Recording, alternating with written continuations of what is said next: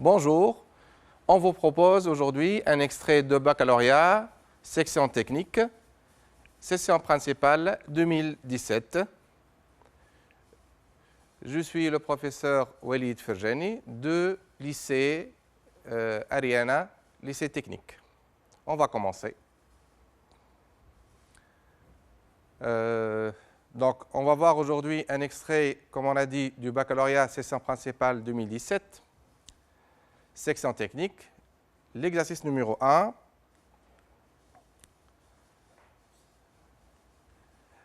L'exercice numéro 1, le contenu. Le contenu, on va essayer de voir le produit vectoriel, comment calculer les composantes d'un produit vectoriel. On va voir aussi le plan défini par 3 points non alignés, les équations cartésiennes et paramétriques de plans et positions relatives de deux plans, les équations réduites d'une sphère, position relative d'une sphère et d'un plan, et finalement, intersection de plans. On va commencer tout d'abord par revoir, bien sûr, l'énoncé de l'exercice, comme il a été proposé dans l'examen. Donc, l'espace est rapporté à un repère direct au IJK, etc. Donc, la première partie, on va voir comment calculer un produit vectoriel et déterminer l'équation d'un plan. Donc, la question, premièrement, petit a, petit b, petit c. La deuxième partie, deuxièmement, on va voir les positions relatives de deux plans. Et là, on va voir la droite d'intersection, comment on va la déterminer. La deuxième partie, donc, on va voir l'équation cartésienne d'une sphère et comment déterminer son centre et son rayon. Et après, la position relative d'une sphère et des plans. Quatrièmement, on va voir la position de trois plans. On va voir bien sûr dans le détail, question par question. On considère les points A de coordonnées 0, moins 1, 0, B de coordonnées 1, 1, 0 et C de coordonnées 0, 0, 1. Premièrement, petit a, déterminer les composantes du vecteur AB vectoriel AC. Bien sûr, là, il faut commencer par déterminer les composantes du vecteur AB et du vecteur AC. Donc, il faut se rappeler la formule. Le vecteur AB a pour composante XB moins XA, YB moins YA, ZB moins ZA. Donc, on va faire tout d'abord le calcul du vecteur, des composantes du vecteur AB et AC. Ici, le vecteur AB, donc c'est XB, c'est 1, moins XA, c'est 0, donc ça fait 1. YB, c'est 1, moins 1, moins YA, donc ça fait 1, moins 1, ça fait plus 1, donc ça fait 2. 0, moins 0, ça fait 0. Ça, c'est pour le vecteur AB. La même chose pour le vecteur AC, on va le faire plus rapidement. XC, 0, moins XA, 0, donc ça fait 0. YC, 0, moins YA, ça fait moins 1, donc ça fait 0, moins 1, ça fait 1. ZC, ça fait 1, moins ZA, ça fait 0, donc ça fait 1. Donc ça, c'est les deux vecteurs. Tout d'abord, il ne faut pas se tromper dans le calcul des composantes des vecteurs AB et AC. Donc, on va calculer les composantes du vecteur AB vectoriel AC. Pour cela, on va revoir comment faire. On enlève la première ligne des deux vecteurs, des composantes des vecteurs AB et AC. On calcule le déterminant qui reste. Donc, ça fait 2, 1, 0, 1. 2, 1, 0, 1 fois le vecteur I. Ensuite, on enlève la deuxième ligne et on obtient 1, 0, 0, 1, 1, 0, 0, 1 fois le vecteur J. N'oubliez pas le coefficient moins. Ensuite, on enlève la troisième ligne. Le déterminant qui reste d'ordre 2, c'est 1, 0, 2, 1. 1, 0, 2, 1 avec un coefficient plus fois le vecteur K. Maintenant, pour calculer chaque déterminant, c'est une règle très simple, ce qu'on appelle la règle de gamma. Donc, on calcule 2 fois 1 moins 0 fois 1. 2 fois 1, ça fait 2. moins 0 fois 1, donc ça fait 0, donc 2 fois 1, donc ça fait 2i, donc on obtient 2i. Moins le deuxième coefficient qui est multiplié par j, donc ça fait 1 fois 1, donc ça fait 1j, donc c'est 1, avec le coefficient moins, ça fait moins j. Plus le troisième déterminant d'ordre 2, ça fait 1 fois 1, ça fait 1, moins 2 fois 0, ça fait 0. Donc ça fait 1 fois 1, donc c'est 1. 1 multiplié par k, 1 multiplié par k. Donc, les composantes du vecteur AB vectoriel AC sont très simples. Donc ça fait 2i moins j, donc ça fait moins 1 fois j, plus k. On peut l'écrire bien sûr avec la forme suivante. AB vectoriel AC, c'est deux composantes, 2, moins 1, 1. Ça, il ne faut pas se tromper dans les composantes du vecteur AB vectoriel AC, puisque après, ça va être décisif pour l'équation du plan. Petit b, on déduire que les points A, B et C définissent un plan. AB vectoriel AC, on l'a déjà calculé, les composantes 2, moins 1, 1. Si ce produit vectoriel est non nul, on le voit très bien. Il est différent du vecteur nul. Donc, les points A, B et C ne sont pas alignés. Donc, c'est très simple. S'ils ne sont pas alignés, donc ils forment un unique plan. Voilà. Donc, ils définissent le plan P. Le plan P sera noté par la suite ABC entre parenthèses. On passe à la question suivante. Là, c'est une vérification. Donc, la question vérifie qu'une équation cartésienne du plan P est 2x moins y plus z moins 1 égale 0. On va proposer deux manières comment voir ça. La manière la plus utilisée, c'est en utilisant le vecteur AB vectoriel AC qui sera un vecteur normal au plan P. Donc, les coefficients de moins 1, 1 seront les coefficients de x, de y, de z. Donc, reste à déterminer D du plan. Donc là, il nous faut un point. Donc, on peut choisir soit le point A, soit le point B, soit le point C. J'ai proposé le point A, bien sûr, pour faire moins de calculs puisqu'il contient plusieurs zéros.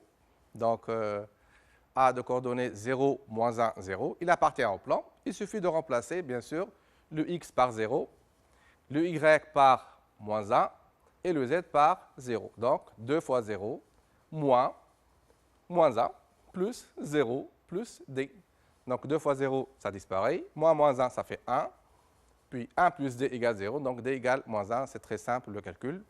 Après avoir trouvé le d, il ne faut pas oublier de le remplacer, bien sûr, dans l'expression de P pour écrire ainsi le plan P d'équation 2x moins y plus z moins 1 égale 0. On a proposé une deuxième manière. On remplace les coordonnées de A, B et C qui sont déjà non alignées, A, B et C. On le connaît déjà.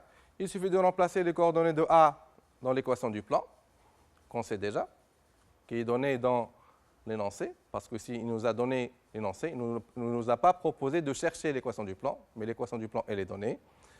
Il suffit de remplacer les coordonnées de A, les coordonnées de B et les coordonnées de C dans l'équation du plan.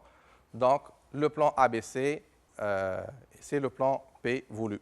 Maintenant, deuxième question. On considère le plan Q d'équation x plus y moins 2z plus 1 égale 0. La question, montrer que les plans P et Q sont séquents et que leur intersection est la droite delta. Ça veut dire qu'il y a deux parties de la question. La question, il faut prouver tout d'abord que les plans sont séquents. Et puis, une deuxième partie, c'est déterminer l'intersection. Ici, c'est une droite, bien sûr, des deux plans.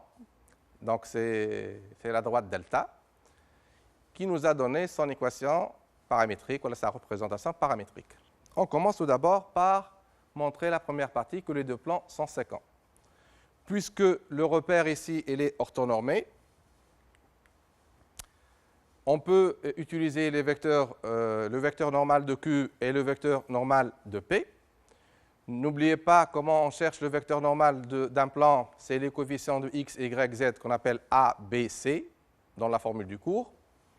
Donc on va revoir ça. Bien sûr, le plan P d'équation 2x moins y plus z moins 1 égale 0. Donc, le coefficient de x, c'est 2. Le coefficient de y, c'est moins 1. Le coefficient de z, c'est 1. Donc, le vecteur normal AP, c'est le deuxième vecteur qui est écrit, donc 2 moins 1, 1. C'est un vecteur normal.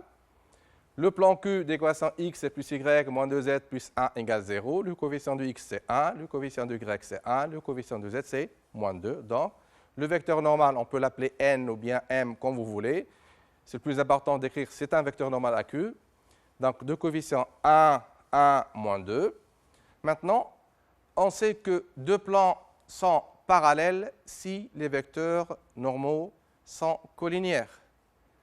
Et deux plans sont soit parallèles, soit séquents. Donc, on va montrer qu'ils ne sont pas parallèles, donc ils sont séquents. Donc, qu'est-ce qu'on va faire? On va montrer que les vecteurs normaux, le vecteur normal AP et le vecteur normal AQ ne sont pas collinéaires. Il suffit de calculer un petit déterminant qui est le coefficient 1, 2, 1, 2, le coefficient 1, moins 1, avec la règle de gamma, ici. 1 fois moins 1, ça fait moins 1, moins 1 fois 2, ça fait moins 2. Donc, moins 1, moins 2, ça fait moins 3. Puisque ce déterminant il est différent de 0, ça prouve que les vecteurs normaux ne sont pas collinéaires. Puisqu'ils ne sont pas collinéaires, ça veut dire que les plans ne sont pas parallèles, automatiquement, ils sont séquents. Ici, ils sont séquents suivant une droite. Donc, on va passer. Donc, ainsi, P et Q sont séquents suivant une droite delta. Déjà, la première partie, on a montré que les deux plans sont séquents. Maintenant, on va passer à la deuxième partie, que l'intersection, c'est la droite delta avec cette représentation paramétrique particulière. Bien sûr, on sait qu'une droite, elle a plusieurs équations paramétriques. Donc, on ne va pas développer trop. On va passer comment déterminer, voilà, les deux plans sont séquents. N'oubliez pas, bien sûr, ce schéma en tête quand vous faites l'exercice. Maintenant, on va déterminer l'équation, la représentation paramétrique du plan de la droite delta. On va commencer. Delta égale P inter Q. 2x moins y plus z moins 1 égale 0 et x plus y moins 2z plus 1 égale 0, qui sont les équations, bien sûr, du premier plan P et du deuxième plan Q. Puisqu'il nous a donné ici une idée, donc il a posé x égale alpha, on peut poser dans d'autres exercices y égale alpha ou bien z égale alpha. Pour avoir la forme donnée dans l'examen, on va prendre la même chose, bien sûr, x égale alpha. Donc, ceci va nous donner trois informations, x égale alpha. On remplace alpha dans les deux équations, ça fait 2 alpha moins y plus z moins 1 égale 0. La deuxième équation, on remplace x aussi par alpha, ça fait alpha plus y moins 2z plus 1 égale 0. L'idée, c'est chercher x en fonction de alpha, y en fonction de alpha et z en fonction de alpha. Donc, le x, on l'a. Reste à déterminer y et z en fonction de alpha. Et là, c'est très simple, puisque dans cet exercice, on voit que ici, il y a moins y et plus y. Lorsqu'on va ajouter les deux équations ici, le y va disparaître. Ça va être 2 alpha plus alpha. 2 alpha plus alpha, ça fait 3 alpha. Moins y plus y, donc ça va disparaître le y. Plus z moins 2z, ça fait moins z. On revient. Moins 1 plus 1, ça fait 0. Donc, le total, ça fait 2 alpha plus alpha, ça fait 3 alpha. Ici, moins z, ça fait 3 alpha moins z. On peut déterminer z. Donc, le calcul n'est pas difficile du tout. Il suffit de le faire à la main. Donc, on peut faire, dans ce cas, bien sûr, la somme des deux lignes 1 et 2. Dans d'autres cas, c'est un système de deux équations, deux inconnues, très simple. Il n'y a pas trop de calcul. Donc, on obtient x égale alpha. Y égale 5 alpha moins 1, z égale 3 alpha. N'oubliez pas, ce alpha appartient à R. Ça, c'est très important parce qu'à chaque valeur de alpha, on aura un point. Puisque alpha appartient à R, donc on aura une infinité de alpha, donc une infinité de points x, y, z, de coordonnées x, y, z. Donc, on va passer à la question suivante. On va revoir la question. Soit S l'ensemble des points M de coordonnées x, y, z, vérifiant x au carré plus y au carré plus z au carré plus 2x moins 2z plus 4 sur 3 ou 4 tiers égale 0. Cette forme-là n'est pas nécessairement l'équation d'une sphère. Donc, la question est évidente ici. Montrez que S est une sphère de centre le point I de coordonnées moins 1, 0, 1, déterminer son centre. Donc là, il nous a donné le centre et on va déterminer le rayon. Mais la question est montrée. Ça veut dire qu'il nous faut un théorème ici. On va le rappeler rapidement. Donc, le théorème, donc, là, on le voit rapidement. Donc, si j'ai un point I de coordonnées I, A, B, C, on appelle l'équation cartésienne de la sphère, c'est cette forme-là. C'est x moins a au carré plus y moins b au carré plus z moins c au carré égale r au carré. Ça veut dire quelque chose qui est positif strictement. Et ça, cette forme-là, ça s'appelle équation cartésienne d'une sphère. Ça, cette forme, c'est ça, c'est la forme d'une l'équation d'une sphère. On revient. Donc, ça veut dire qu'il faut transformer l'écriture qui nous a donné x au carré plus y carré plus z carré sous la forme d'un produit remarquable en x, x moins a au carré, y moins b au carré et z moins c au carré. Donc là, c'est une technique très simple. On regroupe les x ensemble. Donc ça fait x au carré plus 2x. Y au carré, on n'a pas de y, donc ça reste seul. Les z au carré aussi. Vous voyez en rouge ici, on a ajouté 1 au carré. Pourquoi? Donc, le 2 multiplié par x ici, on peut le diviser, on le voit comme étant le 2ab ici, de la formule a plus b au carré. Donc, ici, x au carré plus 2x plus 1 au carré, ça va nous donner le premier produit remarquable ici.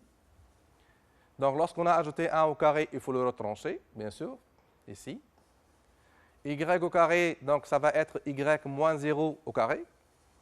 Z au carré moins 2z, on va ajouter encore la même chose, plus 1, donc la moitié de ce nombre-là, au carré. Lorsqu'on a ajouté 1 au carré, il faut retrancher, bien sûr, 1 au carré. Donc ça va être x au carré plus 2x plus 1. Ça, c'est un produit remarquable. Y au carré, ça fait y moins 0 au carré. Et ça, c'est z moins 1 au carré. Et cette quantité-là, elle est calculable et facile à faire. Donc on revient. Si x au carré plus 2x plus 1 au carré, donc ça fait x plus 1 le tout au carré, plus y au carré, plus z au carré moins 2z plus 1, ça fait z moins 1 le tout au carré, plus cette quantité qui va partir dans le second membre. On obtient x plus 1 au carré.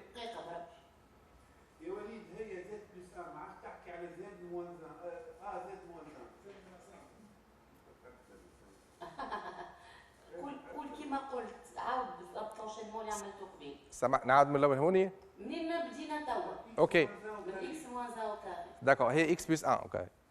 Donc signifie x plus 1 au carré plus y. Un petit silence ou... D'accord, ça marche. Là, donc on obtient x plus 1 au carré plus y au carré plus z moins 1 au carré égale cette quantité-là, égale 2 tiers, qui va représenter le rayon au carré. Donc, ainsi, S est une sphère de centre I, de coordonnées moins 1, 0, 1 et de rayon racine carrée de 2 tiers. Racine carrée de 2 tiers, il suffit de multiplier en haut et en bas par racine de 3. Donc, ça fait racine de 2 fois racine de 3, ça fait racine de 6. Ici, racine de 3 fois racine de 3, ça fait 3. Donc là, la forme qui est donnée, bien sûr, plus facile. Donc, on va passer à la question suivante. Maintenant, montrer que cette sphère, qu'on a déjà son centre et son rayon, est tangente à chacun des plans P et Q. Qu'est-ce que ça veut dire tangente? Ça veut dire que le plan coupe la sphère en un seul point. Donc, on a deux choses. On a le plan P et le plan Q. Donc, on va se rappeler de la position relative d'un plan et d'une sphère. Donc, il nous faut plusieurs informations. Donc, tout d'abord, si j'ai un plan P et un point I, il faut comment déterminer la distance du point I vers le plan P. La distance du point I vers le plan P, c'est la distance de I vers son projeté orthogonal sur le plan P, qu'on va appeler la distance IH, qu'on note distance petit d entre parenthèses I, virgule, le nom du plan, qui est égal à valeur absolue de AXI plus BYI plus CZI plus D. Ça veut dire qu'il faut remplacer les coordonnées de I, le point voulu, dans l'équation du plan, sur racine carrée de A au carré plus B au carré plus C au carré, qui sont les coefficients de A, B et C du plan. Donc, on va revoir aussi autre chose. Voilà quelques positions relatives d'un plan et d'une sphère. Donc, si cette distance IH est supérieure au rayon, donc il n'y a pas d'intersection, l'intersection est vide. Si cette distance IH qu'on va calculer tout à l'heure égale au rayon, donc l'intersection est un point, qui est le point H, ici.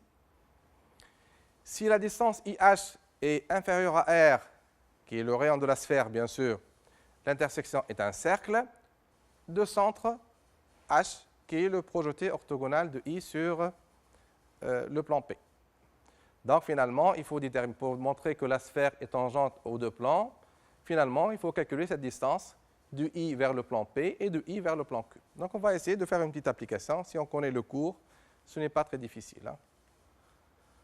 Donc, voilà le plan P.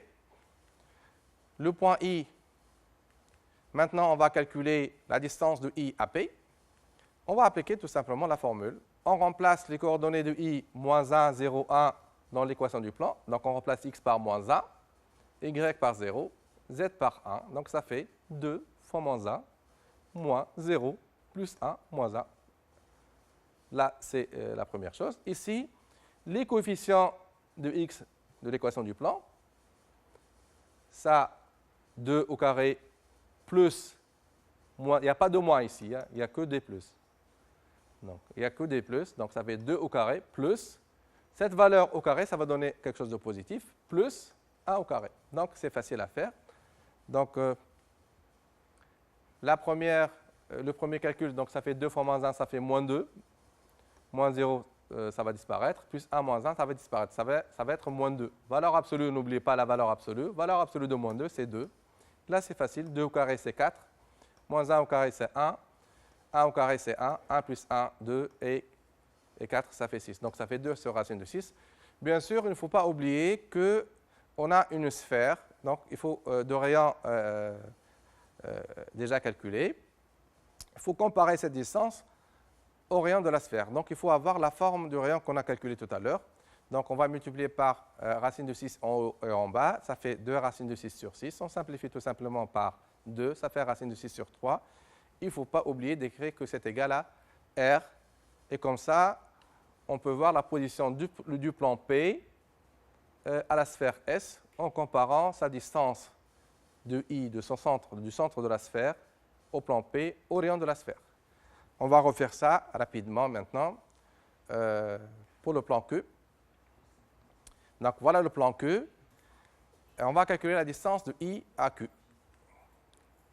La même chose, bien sûr, il ne faut pas oublier de changer bien sûr l'équation dans la deuxième équation de Q.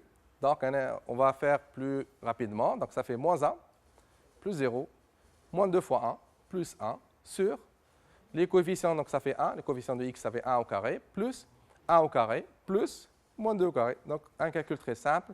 On va revoir le même calcul. Donc, il ne faut pas s'éterniser dans un calcul très simple. Donc, ça fait 2 sur racine de 6.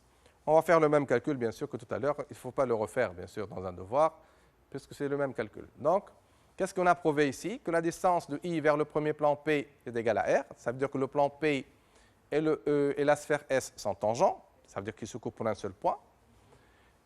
La distance de I à Q égale à R. Ça veut dire que le plan Q et la sphère S sont tangents en un point. Bien sûr, ils sont tangents en un point. Donc, on va passer. Donc, on va écrire distance de I à P égale à distance de I à Q. Ce n'est pas ça le plus important. Le plus important, c'est que c'est égal à R. Chaque distance est égale à R. Ainsi, S est tangente à chacun des plans P et Q. D'accord? On va passer à la question suivante. Donc, la dernière question. Soit J et K les points de contact respectifs de la sphère S avec les plans P et Q. Là, il faut faire un petit schéma. Peut-être qu'on va proposer un petit schéma. Donc, voilà la sphère S. Là, c'est le plan P qui est tangent à la sphère. On a un point ici. Le plan Q qui est tangent à la sphère. N'oubliez pas que les deux plans P et Q sont sécants. S'ils sont sécants suivant une droite, qu'on a appelée tout à l'heure la droite delta. La droite delta se trouve là. On va l'afficher tout à l'heure. On va lire la question tout d'abord. Justifier que le plan IJK, donc on va essayer de l'apparaître un petit peu. Donc, voilà le point J, qui est le projeté orthogonal de I sur le plan P. Voilà le J. Et après, le K qui est le projeté orthogonal de I sur le plan Q. Donc, on a un plan défini par 3 points non alignés, ce sont I, J et K. Ce plan-là, on veut le prouver qu'il est perpendiculaire à chacun des plans P et Q. Là, pour justifier, il nous faut un théorème. Donc, on va faire un petit rappel. Comment dire qu'un plan est perpendiculaire à un autre? Donc, deux plans sont perpendiculaires. Par exemple, le plan IJK et le plan P. Ils sont perpendiculaires. Ça veut dire qu'il faut trouver une droite de l'un, une droite contenue dans l'un, que ce soit dans IJK ou bien dans P, qui est perpendiculaire à l'autre plan. On va le voir bien sûr doucement. Deux plans sont perpendiculaires si l'un contient une droite qui est perpendiculaire à l'autre plan. On va l'appliquer rapidement. Je sais que la droite IJ, elle est contenue dans le plan IJK. Et aussi que je sais que le point J est le projeté de I sur le plan P. Ça veut dire que la droite IJ, elle est perpendiculaire au plan P. Donc, j'ai trouvé une droite du plan IJK, qui est la droite IJ, qui est perpendiculaire au plan P. Donc, le tour est joué. Donc, le plan IJK est perpendiculaire au plan P. Maintenant, il faut bien écrire les choses. On va l'écrire ensemble. Donc, on a J est le projeté orthogonal de I sur P. Donc, la droite IJ, elle est perpendiculaire au plan P, puisque c'est son projeté orthogonal de J. Or, il ne faut pas oublier que la droite IJ, elle est contenue dans le plan IJK, elle est incluse dans le plan IJK. La même chose, bien sûr, pour K, on va le faire ensemble. Donc, puisque j'ai trouvé une droite qui est IJ perpendiculaire au plan P, contenue dans le plan IJK, donc le plan P et le plan IJK sont perpendiculaires. C'est facile à faire. Hein. On a aussi K maintenant, il est le projeté orthogonal de I sur le plan Q.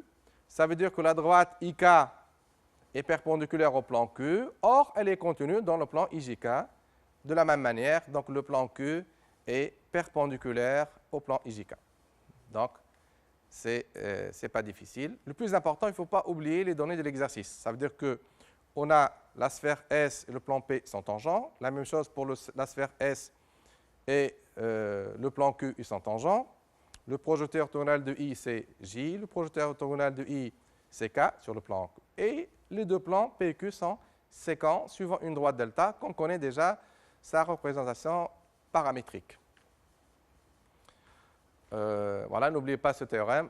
Deux plans sont perpendiculaires si l'un contient une droite qui est perpendiculaire à l'autre plan. Maintenant, la dernière question. En résumé, qu'est-ce qu'on a? On a les plans P et Q qui sont sécants. Le plan IJK qui est perpendiculaire à chaque plan, au plan P et au plan Q. Et on a les deux plans P et Q qui sont sécants en delta, suivant delta. Ce sont les informations. Montrer qu'une équation cartésienne du plan IJK, c'est x plus 5y plus 3z moins 2 égale 0. Là, il faut trouver donc l'équation du plan IJK. Voilà. Pour voir un petit schéma, pour voir l'équation du plan IJK, là, il faut déterminer l'équation du plan IJK. Donc, soit, comme tout à l'heure, il faut déterminer à partir de 3 points IJK, ou bien à partir d'un vecteur normal, au plan IJK et un point qui appartient au plan IJK. Bien sûr, ici, J et K, on ne connaît pas leurs coordonnées. Si on connaissait leurs coordonnées, on peut le déterminer de la même manière que tout à l'heure, avec que ce soit le produit vectoriel ou bien par plusieurs autres choses. Ici, on va adopter une autre manière. On va déterminer un vecteur normal à IJK et on connaît le point I. Donc, on a le point I. Et la droite delta, elle a une position particulière par rapport à IJK. Cette position particulière, il faut la démontrer. Pour la démontrer, il nous faut se rappeler le théorème suivant. Qu'est-ce qu'on a? Si un plan est perpendiculaire, le plan qu'on veut exploiter, c'est le plan IJK. Le plan IJK, il est perpendiculaire, on sait qu'il est perpendiculaire, le IJK, il est perpendiculaire à quoi? À deux plans séquents, qui sont P et Q. IJK est perpendiculaire aux deux plans P et Q, qui sont séquents suivant la droite delta. Donc, qu'est-ce qu'il dit le théorème? Alors, il, ça veut dire le plan IJK, est perpendiculaire à leur droite d'intersection. Je résume. J'ai un plan IJK qui est perpendiculaire à P et qui est aussi perpendiculaire à Q, qui sont tous les deux séquents en suivant delta. Cette droite delta, elle sera obligatoirement perpendiculaire à IJK. Donc, ici, l'intersection, c'est delta. Donc, la réponse n'est pas très difficile. Donc, il faut se rappeler seulement du théorème. P inter Q, c'est delta. Le plan IJK est perpendiculaire à P. Le plan IJK, il est aussi perpendiculaire à Q. Donc, automatiquement, la droite delta est perpendiculaire à IJK. Il ne faut pas oublier la question. La question, c'est déterminer IJK, l'équation du plan IJK. Nous aussi, on veut déterminer que la droite delta est perpendiculaire à IJK pour une raison très particulière, pour déterminer le vecteur normal, ou bien un vecteur normal du plan IJK.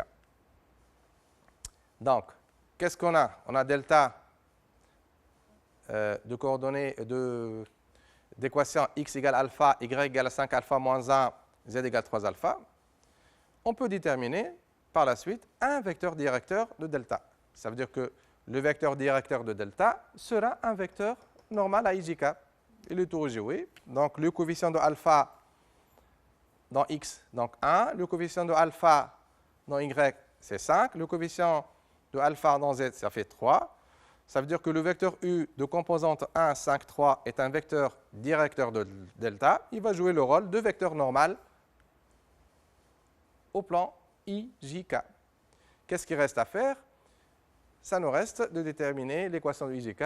On a le vecteur normal, il nous faut un point. Le seul point qu'on connaît, c'est le point I avec ses coordonnées données dans l'exercice. On continue. Le vecteur U de composante 1, 5, 3 est un vecteur normal à IJK avec I de composante de coordonnées moins 1, 0, 1. C'est très simple comme tout à l'heure. On remplace le coefficient A, B, C du plan IJK par 1, 5, 3. Ça nous reste à calculer le D. À chaque fois, il suffit de remplacer le point I par moins 1, 0, 1 dans l'équation du plan. Ça veut dire remplacer x par moins 1, y par 0 et z par 1. Donc, ça fait moins 1, plus 5 fois 0, ça fait 0, plus 3 fois 1, ça fait 3. Et on va trouver le D. Donc, le D, ça fait moins 2. Il ne faut pas oublier de le remplacer dans l'équation de IJK. Donc, ça fait x plus 5y plus 3z moins 2. Alors, ça, c'est l'équation du plan IJK voulu. Voilà. Maintenant, on va parler de la question C, déterminer les coordonnées du point L, il a noté L, intersection des plans P, Q et IJK. Bien sûr, les trois plans, leur intersection n'est pas nécessairement un point. Ici, dans cet exercice, c'est le cas. Donc, on va essayer de voir les données de l'exercice. Qu'est-ce qu'on a comme information? On a, c'est un schéma plus simple pour voir clairement les informations. Donc, on a le plan P, on a aussi le plan Q, qui sont tous les deux séquents suivant cette droite qui est delta. Et on a le plan IJK, qui est un plan perpendiculaire aux deux plans P et Q. On a aussi la droite delta qui est l'intersection de P et Q. On la voit bien qui est perpendiculaire au plan IJK. Donc, on a le point L, on le voit très bien, le point L qui est l'intersection des trois plans. C'est facile à faire. On va essayer d'exploiter ces informations. P inter Q inter IJK, ça veut dire l'intersection des trois plans. C'est le point L de coordonnées x, y, z cherché. Revient à chercher l'intersection de la droite delta, qui est l'intersection de P et Q, avec le plan IJK. Comment faire? C'est une droite, un plan. Droite et un plan. Donc la droite, donc le point L cherché appartient au plan IJK. Donc il vérifie l'équation du plan IJK, on va le voir tout de suite. Et L appartient à delta, donc il vérifie l'équation de la droite, ce qu'on appelle la représentation paramétrique de la droite. On va essayer de continuer.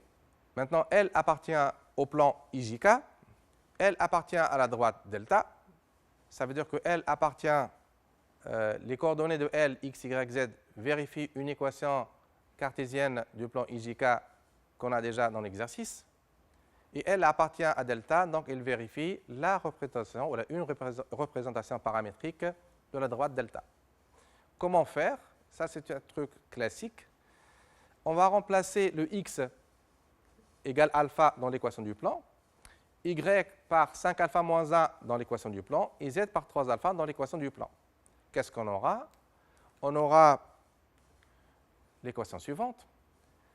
Ça revient à faire alpha plus 5 au lieu de y, donc on a remplacé par 5 alpha moins 1, plus 3 au lieu de z, on a 3 alpha, moins 2.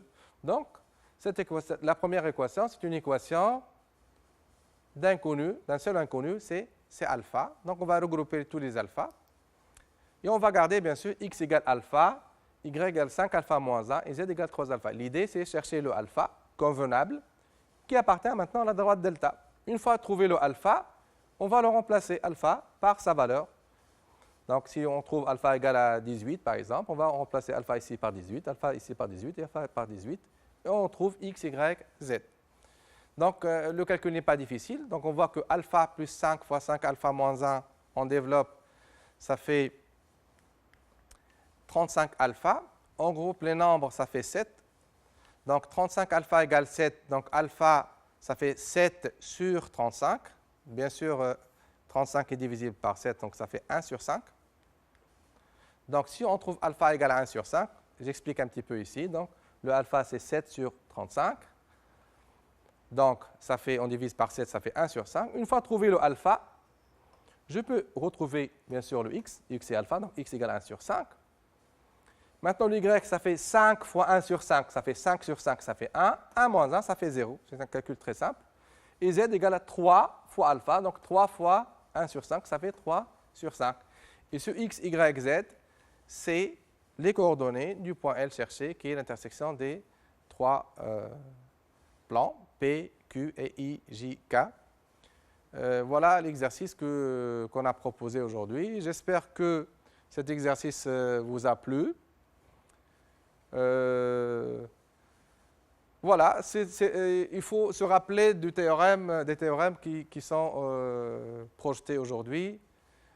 Bon courage pour les examens et merci pour tous.